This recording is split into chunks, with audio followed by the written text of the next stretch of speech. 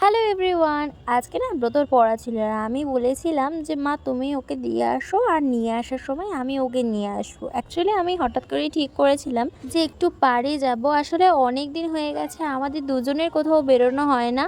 আগে আমরা প্রায়ই বেরোতাম, কিন্তু রিসেন্ট কিছু মাস হয়েছে বেরোনোই হয় না। তাই ভাবলাম একটু বেরিয়ে আসাই যাক।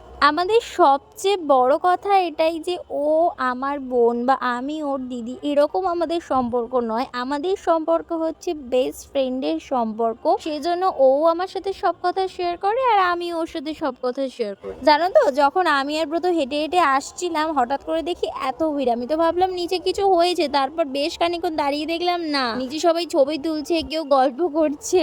তারপর আমরা একেবারে চলে এলাম মেলাতে, কারণ ব্রত একটা কাঁটা নেবে বলে।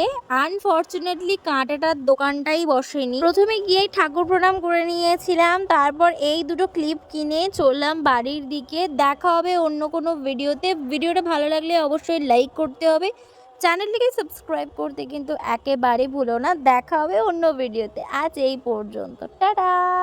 আগের ভিডিওতে আমি তো তোমাদেরকে বলেইছিলাম তোমরা আমাকে কমেন্ট করবে, আর ভিডিও শেষে সেটা আমি মেনশন করব। আমাকে নমিতা মণ্ডল কমেন্ট করেছে, খুব ভালো হয়েছে। অনেক অনেক ধন্যবাদ, এভাবেই পাশে থেকো।